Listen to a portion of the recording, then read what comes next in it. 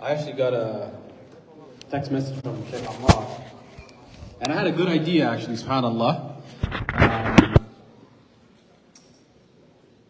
Remember when Sheikh Kamal was talking about allowing the kids to come up and the like in the mimbar, and allowing them to feel a sense of pride and so how about this, after inshallah our next lecture, because we're going to have one more Sheikh mashallah who's going to give us a talk.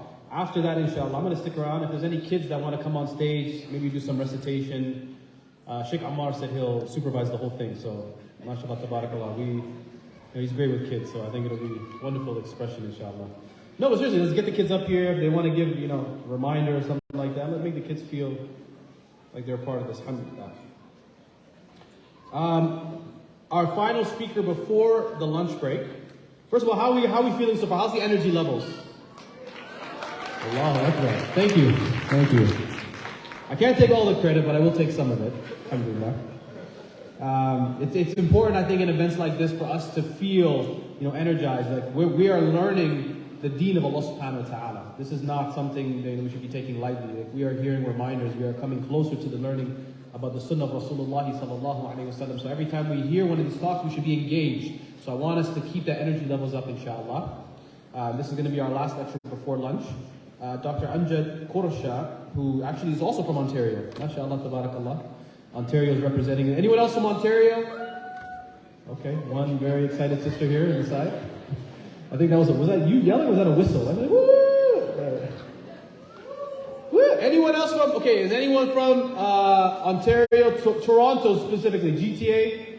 The best city in Canada? Come on, don't lie now. We know, oh yeah. You guys love us, oh yeah. Everybody talks smack about Toronto, but they know at the end of the day, you know what I'm saying? Right? You guys love Toronto? No, they don't. They don't love Toronto. Calgary? Yeah, okay. Whatever. Anyone from Winnipeg?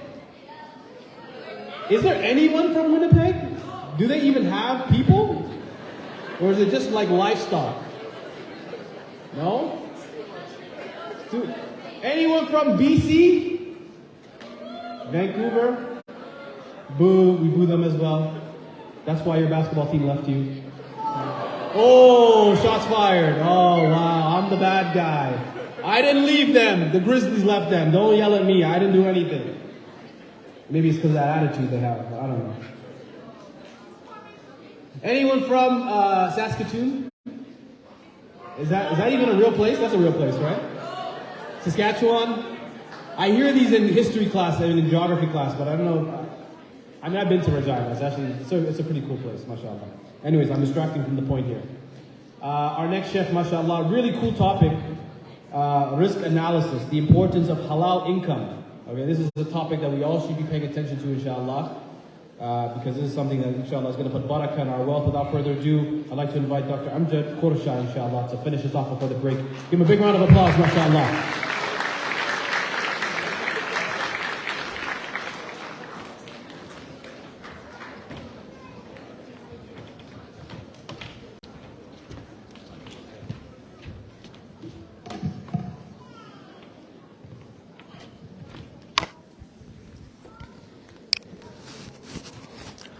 السلام عليكم ورحمة الله وبركاته. اللهم اجعل جمعنا هذا جمعا مرحوما واجعل التفرق بعده تفرقا معصوما ولا تدع فينا شقيا ولا محروما اللهم آمين. أعوذ بالله السميع العليم من الشيطان الرجيم. بسم الله الرحمن الرحيم. والعصر إن الإنسان لفي خسر إلا الذين آمنوا وعملوا الصالحات وتواصوا بالحق وتواصوا بالصبر. In the name of Allah subhanahu wa ta'ala, the most compassionate. I'm sorry, but I remembered my mother.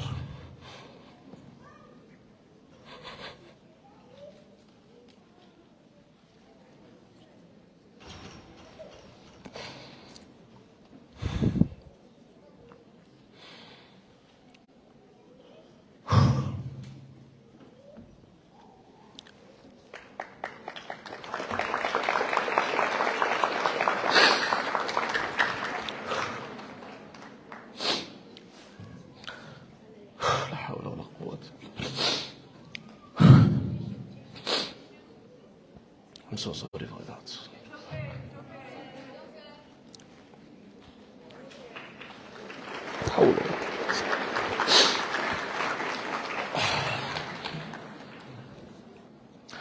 Subhanallah. You know, brothers and sisters, I mean, what scares me,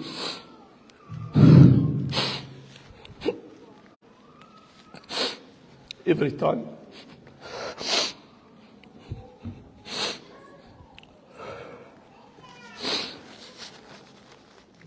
I stand in a place facing a big number, I remember Yawm al-Hashr.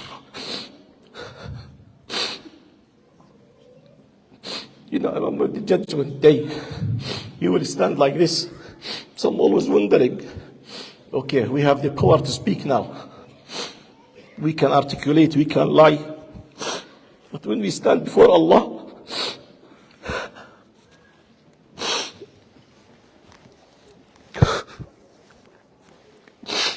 so sorry. Please forgive me, I'm not able to control myself. I'm so sorry for that. ولا قوة إلا بالله العلي العظيم استغفر الله العظيم. Rizq analysis. So the title is Rizq analysis. And the big slogan of this gathering is change yourself, change the world. So my job, respected brothers and sisters, basically is to do some kind of investigation, exploration, understanding, analyzing for our understanding for the concept of rizq. Now, basically, you know, we say no definition, no prohibition. Why I'm saying that? Now, the slogan of this gathering, change yourself, change the world. True or false?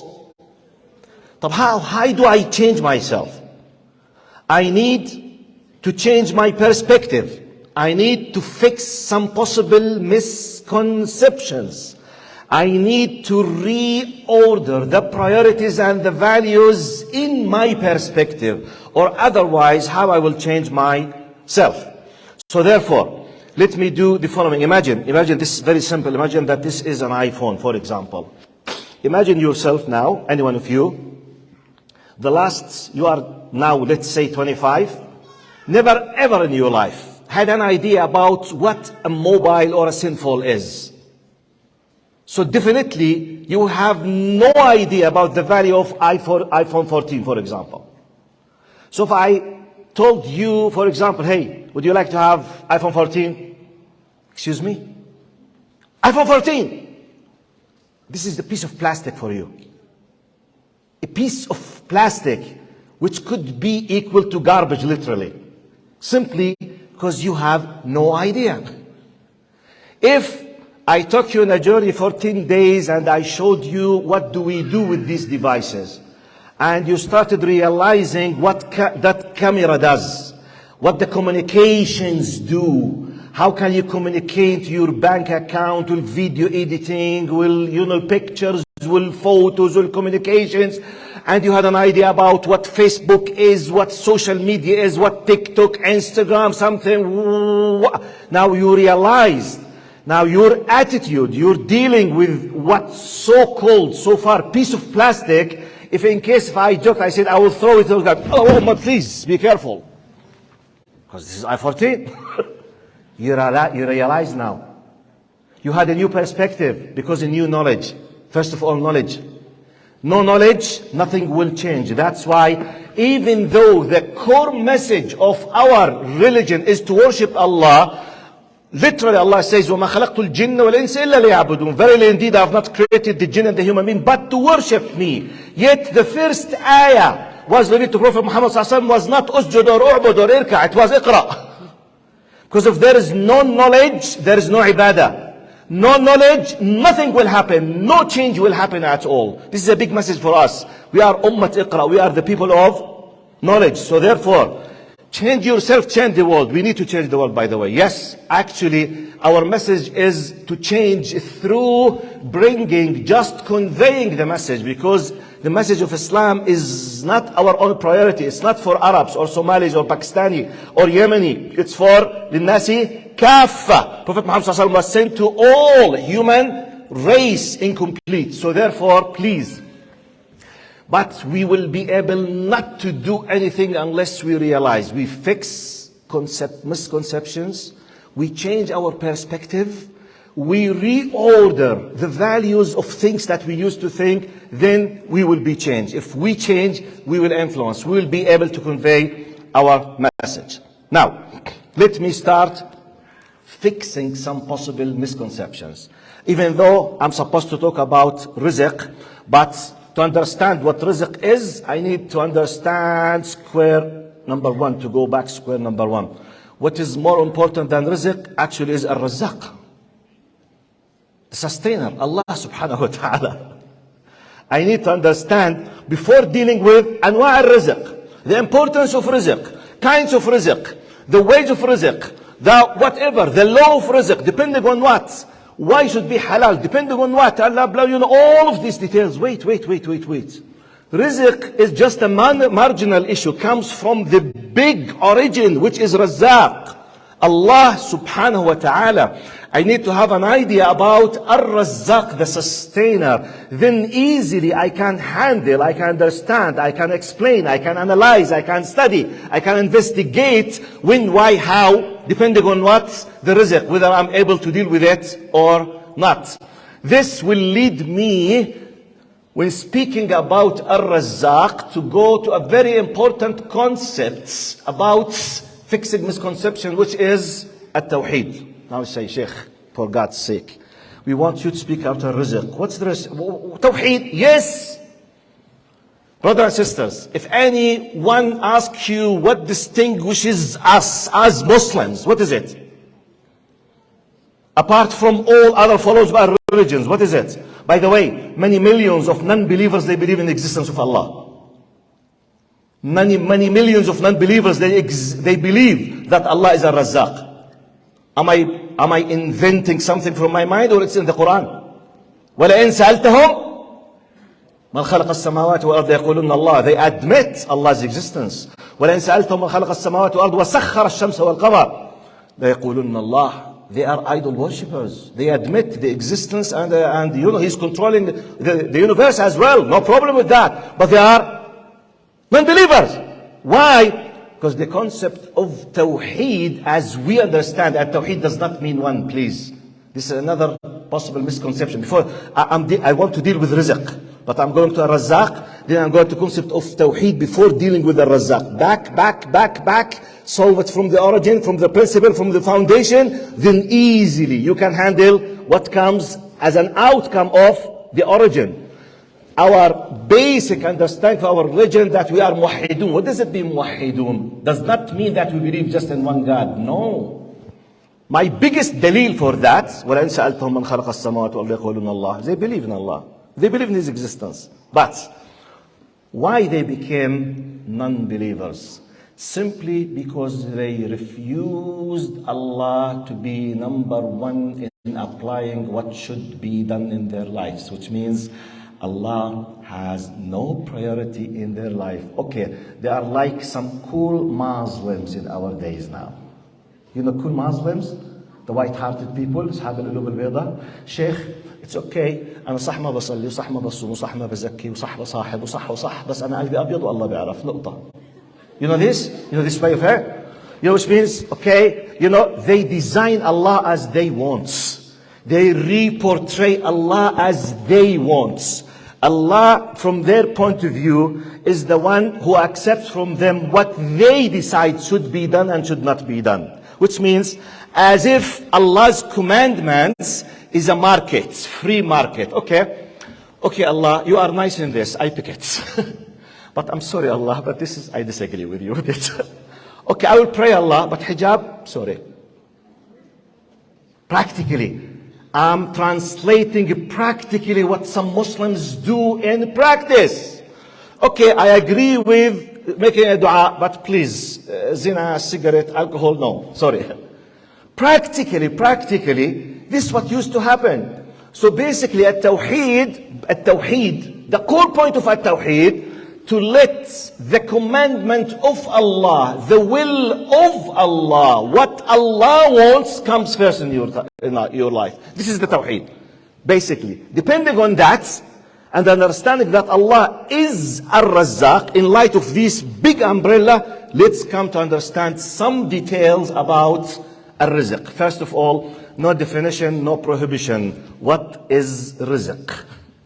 You know, in English they say no definition, no prohibition. You know what does it mean? If we do not define what we are talking about, anyone can say anything and no one can say yes or no about anything. Like Mr. Bush, for example, when they started attack after September 11th, they started attacking terrorism.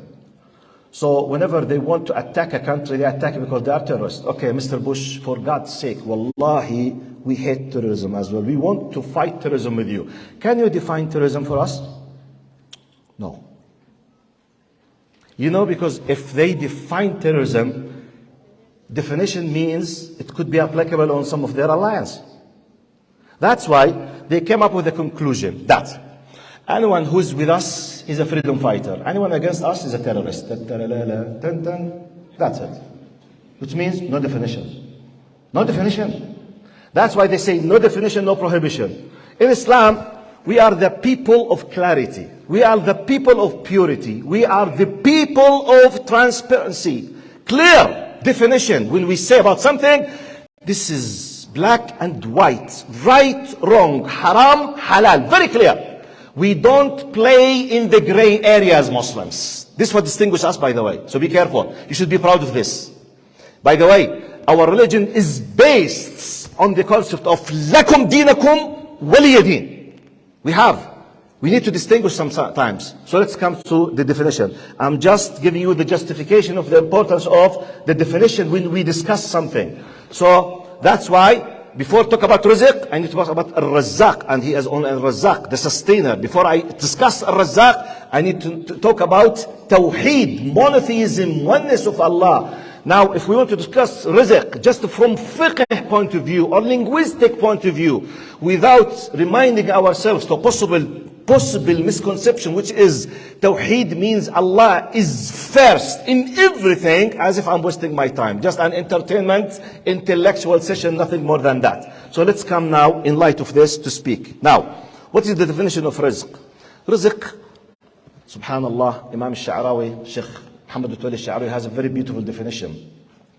قال رزقك هو ما انتفعت به وأما ما تملك فأنت مؤتمن عليه لورثتك وتحاسب عليه. I repeat, we have a big misconception in what we have. Number one, a rizq basically is what you get benefit of, not what you own necessarily.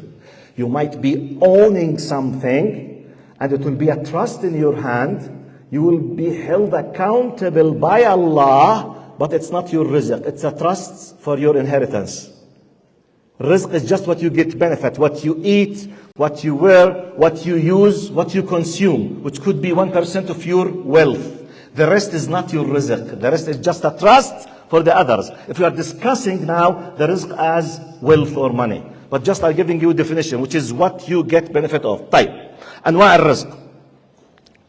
Types of rizq. Many people, they misunderstand the relation with Allah because Allah is not giving enough rizq from their point of view. This goes directly to the misconception of they thought, unfortunately, that rizq is just wealth and money, which is a big mistake. Anything you get benefit of is rizq. Let's count together. Your reputation is rizq. Your physical power, muscles is rizq. Your connection is rizq. Your IQ, intellectual power is rizq. Your family is rizq. Your parents is rizq. Your understanding, your circumstances, the happiness, the money, the opportunities, that if all of these things are part of rizq. And by the way, pause. Each type of rizq has its own compulsory zakah. To continue fixing possible misconceptions. Most of us, we know the literal zakah of the wealth, which is 2.5% in case if it's applicable and eligible, which is, hal al-hawl and 1 year and then nisab and wealth. What about the others? But I have connections. I know 10,000 people. They love me and I love them. I can communicate with them easily. What should be my zakah? Okay, I don't have money, yes. But my zakah, sometimes with one telephone, I can solve 10 troubles, which could be equal to $1 million. No one can solve them except me, because of my connections. Halal wasta. Halal wasta? Through the connection. You help people through your connections. Type, your character, your zakah. Allah subhanahu wa ta'ala gave you the ilm. The ilm. You had a good opportunity to seek the knowledge. Someone was paying for you. Someone was supporting you. Someone was taking care of you. Someone else was dying to seek the knowledge. He was not able to have the knowledge, Islamic knowledge or any type of knowledge. The zakah now, I'm not talking about Islamic knowledge now, any type of knowledge. Now the zakah, you are very clever in math, for example. Part of your zakah to teach the poor and needy people, at least from the people that you know in your neighborhood, in your area, to help them rather than because I am the nerd, the clever. Look, stupid, you do to math. حمار taste بفهمش رياضيات. No. This is kufr literally. With the literal meaning, kufr بالنعمة. Which means Allah give me the clever. By the way, I need no more than just, a peel of a banana in a slippery stair and I will lose my brain. I will go to the hospital and I will be the most dumb person, on earth. So please, let's go there. So the rizq, types of rizq, each rizq has its own type of zakah. Connections, power, relations. I'm very influential. I have a very powerful charisma. What is my rizq? You must be a da'iyah. غصب عنك. Because you have the power to influence the people.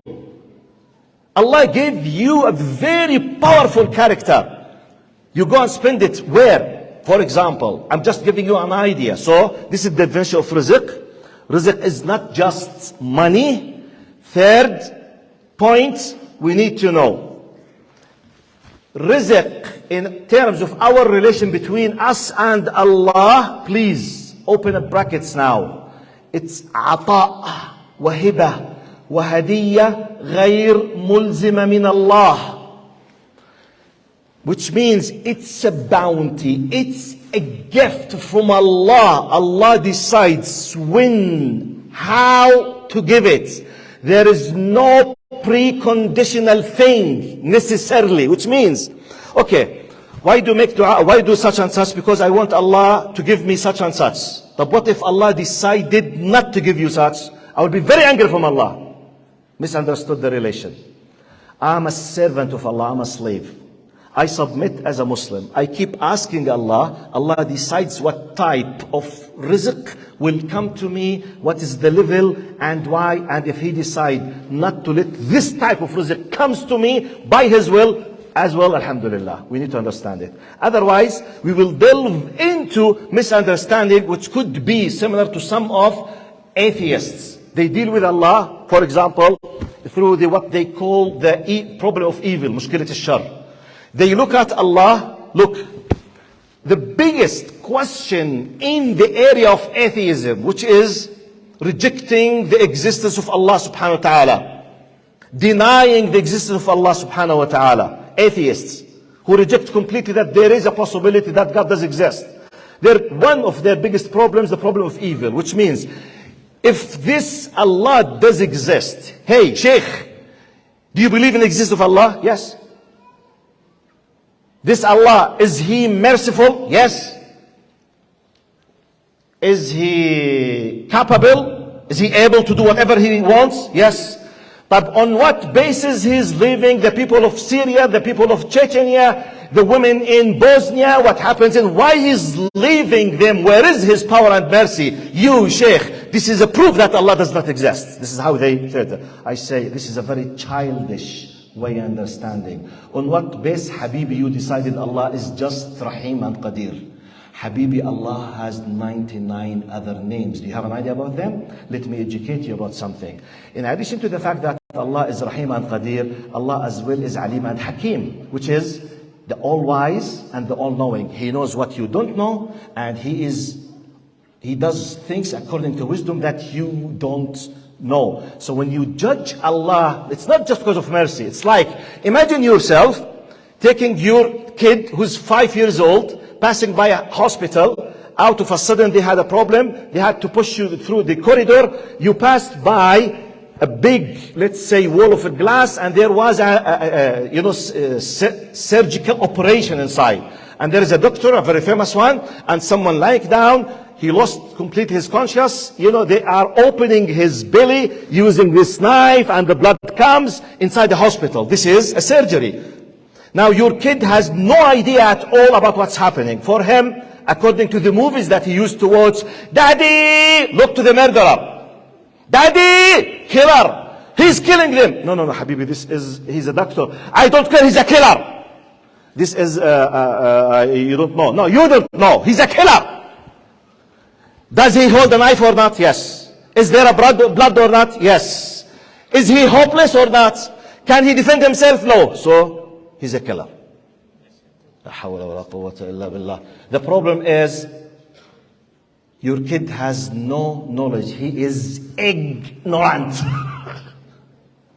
This is exactly what happened with some atheists. They keep judging Allah through their old, narrow glasses, childish way of judgment.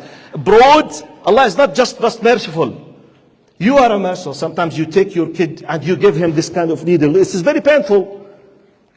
You are crying, yet you are giving this. It's painful, but you know the consequences of this medicine inside his body. So you give it to him, even though he's crying out of pain for a cure in the future. So this needs knowledge. Walillah al-mathal al-a'la. Now we go to next points. Type. What is our relation with any type of rizq? On top of the rizq, the money. Trustees, that's it. It's a trust. We have no power, no authority to take a final decision except under the ruling of Allah subhanahu wa ta'ala. And by the way, you might be astonished to know now, this concept is the main reason, justification why committing suicide is completely haram in Islam. You know? Because we don't own our bodies. Do you know this? My body? Yes. I don't own my body. That's why the classical all types of tattoos are prohibited, because you hurt your body. I have no right in Islam to hurt my skin. If I say, Sheikh, this is my body, وأنا حر, I want to do this. It's a sin. But this is my hand. It's not your hand. Sheikh, are you crazy? This is my hand. It's not your hand, Habibi. Your body belongs to Allah. And Allah is the one who decides when the soul will leave this body, and this body will ruin. It's not you. That's why if you decided to kill, Allah will allow you, and you are committing one of the major sins in Islam, attacking the right of Allah by the permission of Allah subhanahu wa ta'ala. So this body is rizq. My power is rizq. My money is rizq, but I don't own it. It's just a trust in my hand. I do with it what my master. I'm a slave, I'm a servant for Allah subhanahu wa ta'ala. Therefore, when we talk about the source of income, it should be halal. What is the justification for halal? Simply because everything belongs to Him, and I myself belong to Allah subhanahu wa ta'ala. And as a servant with my master, I have just to seek it from a halal source and to spend it in a halal source. In light of this, we understand the very beautiful, powerful Sahih hadith. It's a long hadith, but as a part of it, وذكر الرجل يطيل السفر أشعث أغبر يمد يديه إلى السماء يا رب يا رب ومطعمه حرام ومشربه حرام وملبسه حرام وغذي بالحرام فأنى يستجاب لذلك. Prophet Muhammad صلى الله عليه وسلم mentioned someone who is traveling a long distance. He is suffering a disaster. He's shaggy. He is full of dust. Very troubling. He's in need. And he is asking Allah, admitting Allah's existence, Allah's power, and he's begging Allah, which means if you were in the place to help, you will help him out of sympathy. Yet, Prophet Muhammad ﷺ continues, قال, but, and problems always comes after but. مطعمه حرام, مشربه حرام, ملبسه حرام, غذي بالحرام. His food, clothing, money, drink, everything comes from a haram source. قال فإنه يستجاب لذلك. So, how come do you think Allah will respond? This will lead us to why sometimes our dua is not responded to. Because of موانع إجابات الدعاء. The obstacles in the face of dua. It has to do with the halal source of income, with all types of rizq. طيب. Now, on what basis Allah subhanahu wa ta'ala decides to give you some certain type of rizq? According to the Sharia, I will give you some ways how to gain the rizq. But you can't decide exactly the type of rizq. But one of the guaranteed ways that will bring extra rizq to you. For example, من أحب أن ينسأ له في عمره ويوسع له في رزقه فليصل رحمه. صلة الرحم now, to try to connect yourself with your relatives, your aunties, your uncles, people taking care of Silat al-Rahim. One of the divine ways that your rizq will be what? Maximized. When, how, I don't decide, but this is like an open gate if you want extra rizq and everything. I'm not talking about money now. Because the barakah in your time is rizq. Happiness in your heart is rizq. No problems between you and wife is rizq. No clashes at home between you and your spouse and the kids is rizq. It's rizq. Some people, they pay thousands just to fix problems in their house. Some people, they pay hundreds of thousands for, solicitors, lawyers in the courts. Just not one of them not to go to jail. So when you have an excellent relation, is rizq. It's tawfiq, guidance from Allah subhanahu wa ta'ala. How can I have this type of rizq? We have different ways. We have the dua, we have the sadaqah. For example, now I need the rizq of protecting someone sick in my house. Dawu mardakum bis-sadaqah. This is a special divine law. Arzaq, our understanding for the rizq has nothing to do with mathematics. Be careful. Has nothing to do with physics. Physics laws, mathematical laws, they are not applicable on the concept of rizq between us and Allah. Because if it's according to mathematics and physics and logic, the very clever person, high IQ, PhD, professor in Harvard, should be a multimillionaire, which is not the case. Someone without a degree, no education, low income, broken family, should be very poor. But in reality, many of them, they are multimillionaires. By the way, the majority of multi-billionaires on earth, they did not have their bachelor degrees. The majority. This is the magic of Allah. Don't ever think the fact that you have these types of power, you will gain these things. No. This is another law. You do the sa'i, according to divine law. Divine law, for example, you have a rizq come from here. That's why Allah subhanahu wa ta'ala said, وَيَرْزُقْهُ مِنْ حَيْثُ لَا يَحْتَسِبْ. This is the law. The law that you are asked to keep asking, doing good. Ya Allah, I'm doing good for your sake. I'm doing for good your sake. Ya Allah, Ya Allah, Ya Allah, Ya Allah. The rizq comes from here.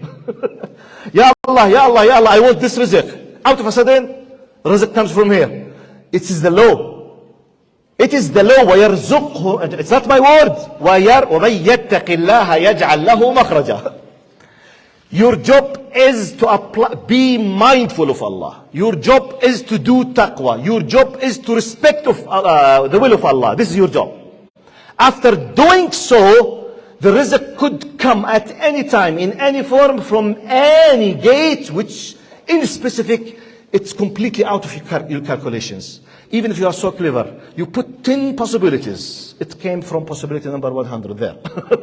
This is the law. It is not my words, Allah's words. وَيَرْزُقْهُ مِنْ حَيْثُ لَا يَحْتَسِبْ. So don't busy your mind when and how. Busy your mind to do your job, which is وَمَنْ يَتَّقِ اللَّهِ. And what is under your hand. طيب. One of the other ways, sincerity. Let me tell you this quick story. By the way, I was in charge of following my time. I have no idea how many minutes I spent so far. So please tell me how many minutes still I have. 5. So in the Arabic way, 12. Okay? This is how it's translated. You know, translated 12 now for me. Oh, sorry, I'm joking. But, Jazakallah khair. So I read it at 12, by the way. Let me tell you this very quick story about the concept of,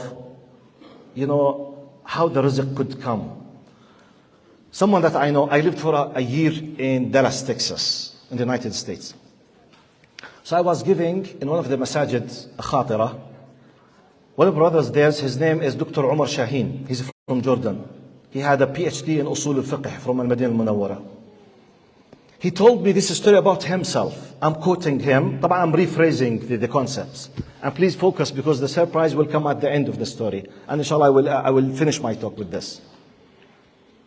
Dr. Umar Shaheen said, he came, I think, 25 or more years ago to the United States with a very humble, simple, broken English. In his own terminology, he said, بالعربي كان بيحكي معي. He said, أنا معي لغة مكسرة, broken English, very weak. He holds PhD in أصول الفقه, principles of Islamic jurisprudence. He was Imam of the Masajid in Dallas, Texas.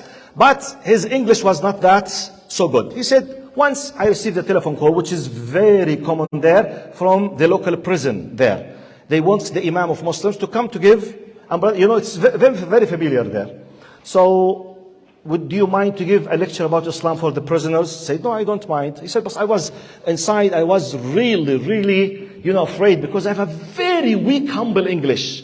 Can I deliver a message? I said, Ya Allah, tawakkaltu ala Allah. So I went to that prison. He said they were very dangerous prisoners to a degree. When he gave the speech, 2 well-equipped with full machine guns, guards into his right and left, because they were afraid there were 60 prisoners. 60 of them, they were expecting any of them just to get rid of him, just for the sake of entertainment. I don't know. Because it's really very dangerous. Anyway, he said, Wallahi, for about 15 minutes, I started the meaning of Islam, submission to Allah. I said, I was not expecting any kind of response. I finished my things, I started putting my faith. Then one of them, he said, hey, excuse me, if someone wants to follow this religion that you have just told us about, what he's supposed to do? Because he's asking about embracing Islam. Dr. Umar, he says, excuse me, did you understand what I say? I said, yes, I want to. I said, are you sure? Because he said, Wallahi, I did not expect them aslan to understand my message. So he did not just understand it. No, he did not understood it. No, he wants to embrace Islam. And he said, Wallahi, okay, alhamdulillah, yallah, okay. Say after me, Ashhadu an la ilaha, I bear witness that there is no God but Allah, Muhammad is messenger. I was so happy. While he was about to finish the Shahada, second one raised his hand and said, I want to embrace Islam. While the second was doing the Shahada, the third raised his hand. While the third, the fourth, while the fourth, the fifth, while the fifth, the sixth, the seventh, eighth, ninth, 10th, 11th, 12th, 13, 14, 15, 16, 17, 18, 19, 20, 21, 22, 23, 24, 25, 26.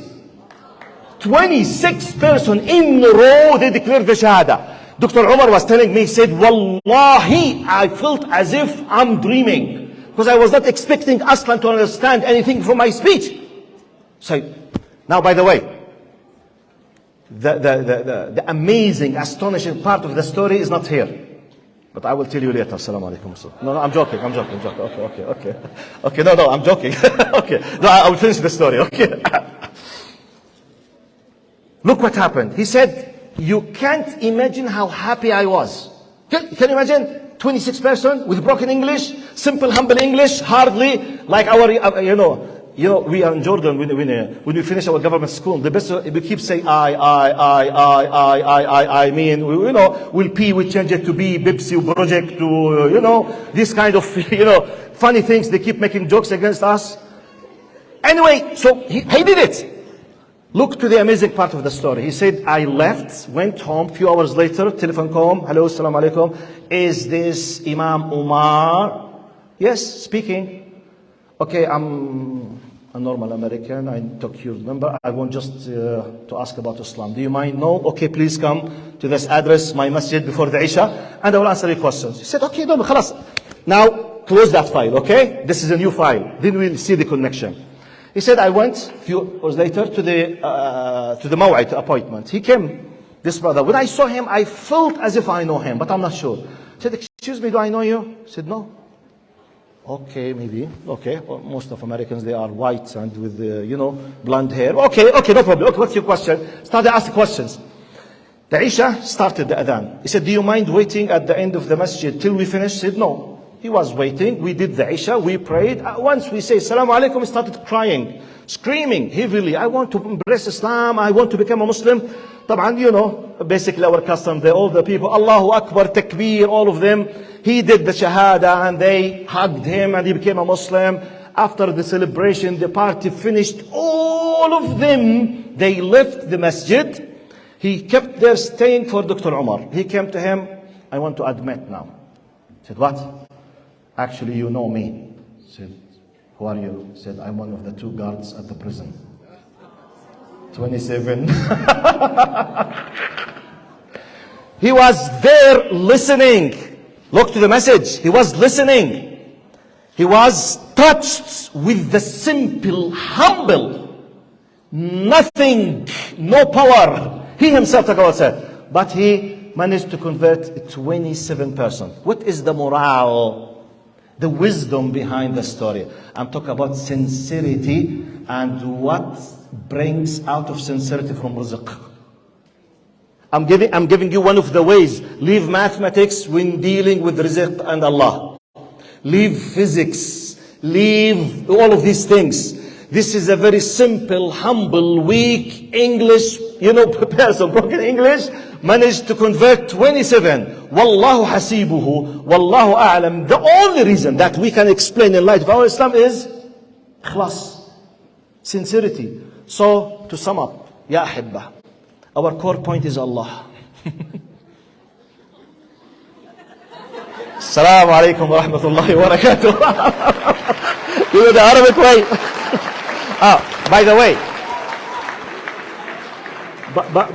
By the way, do you mind just saying wa alaikum assalam to my followers? That's what I say. Assalamu alaikum. Assalamu alaikum. This is a message of peace from all wonderful brothers and sisters in One Ummah conference in Calgary, Canada. Assalamu alaikum for all of you. جزاكم الله خيرا. Thank you. السلام عليكم ورحمة الله وبركاته. I'm sorry. Sorry. جزاك الله خير. I'm sorry for being late. السلام عليكم. السلام عليكم. جزاك الله خير. الله يجزيك الخير. الله يبارك فيك. جزاك الله خير. الله يكرمك. Lock the doors. جزاك الله خير. الله يسعدك. السلام عليكم. Okay, few announcements. First of all, what's going on with the lights? We don't know what happened to the lights. No problem. Can we turn the lights back on? مش راح اوقفك. السلام عليكم. I don't know, it's like, in the Oscars, when they want you to hurry up, they turn on the music. They say, okay. الله يجزيك الخير. كرمك الله. جزاك الله خير. بارك الله فيك. الله يسعدك. جزاك الله خير. السلام عليكم. It was a beautiful lecture. جزاك الله خير. الله يبارك فيك. جزاك الله خير. بارك الله فيك. السلام عليكم. جزاك الله خير. الله خير دكتور. الله يجزيك الخير. الله يكرمك. جزاك الله خير. شكرا جزيلا. الله يكرمك ويبارك فيك. Okay? There's 2 entrances. There is a sister's side and a men's side. Nothing in between.